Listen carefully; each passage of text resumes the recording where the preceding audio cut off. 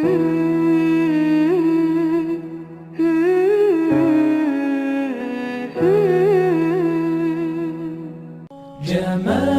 الوجود بذكر الإله وتصفو الحياة بنور هدى جمال الوجود بذكر الإله.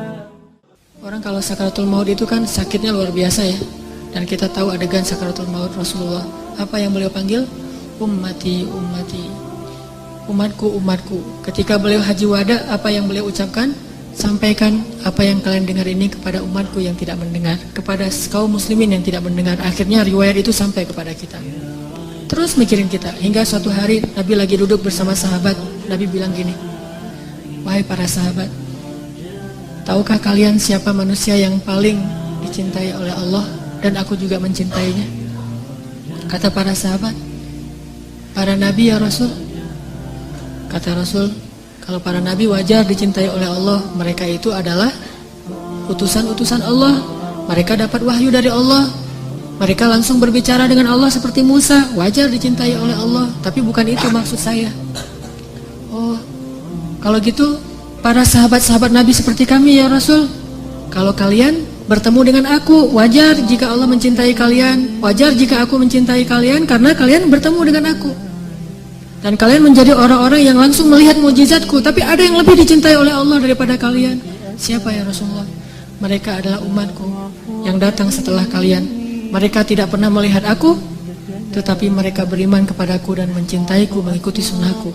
Aku rindu kepada mereka. Kalian adalah sahabat-sahabatku, tapi mereka adalah keluargaku, kata Rasulullah SAW. Kita ini dianggap keluarga Rasul, Ahlul Bait loh. Bukan kita yang ngaku-ngaku Rasulullah keluarga kita. Itu mah wajar banget, orang kita orang biasa, Rasulullah orang luar biasa. Tapi Rasulullah ngaku kita sebagai keluarganya. Padahal Rasulullah tahu nggak semua dari kita itu setia kepada beliau. Yang marah ketika nama beliau dicoreng, yang marah ketika tentang beliau itu diselewengkan, yang marah ketika beliau dihina. Nggak semua dari kita punya kesetiaan yang besar kepada beliau. Tapi beliau menganggap kita keluarganya. Beliau rela menghabiskan hidupnya dalam kesusahan demi supaya hidayah ini sampai kepada kita. Siapa sih yang mau susah payah untuk kita kalau bukan karena mencintai kita? Siang malam hartanya habis, dihina, dicela, diusir dari kampung halamannya. Apa yang beliau harapkan? Supaya hidayah ini sampai kepada seluruh manusia. Itu yang paling beliau harapkan. Sampai pernah Rasulullah lagi duduk lewat seorang orang Bani Israel lagi menggotong jenazah gitu. Rasulullah nangis. Lalu para sahabat bertanya, ya Rasulullah, kenapa engkau menangis? Kan yang meninggal itu bukan muslim tapi Bani Israel. Kata Rasulullah, saya menangis karena saya belum sempat mendakwahi dia sehingga dia mati dalam keadaan kufur. Saking cintanya Rasulullah kepada umatnya. Dan bahkan dengan seizin Allah, Rasulullah SAW sering berdoa untuk kita.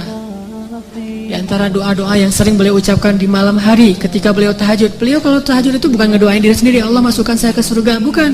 Justru itu Allah menjaminkan itu kepada beliau karena beliau sering mendoakan kita. Ya Allah umatku di Palestina, ya Allah umatku di Syam, ya Allah umatku di Yaman dan yang mengikuti arah Yaman dan seterusnya sampai ke kita. Semuanya didoakan di dalam solat malamnya Rasulullah SAW. Sehingga akhirnya hidayah ini sampai kepada kita. Ini baru Rasulullah, belum lagi cinta Allah kepada kita. Ya Habibullah, Ya Rasulullah, Ya Habib.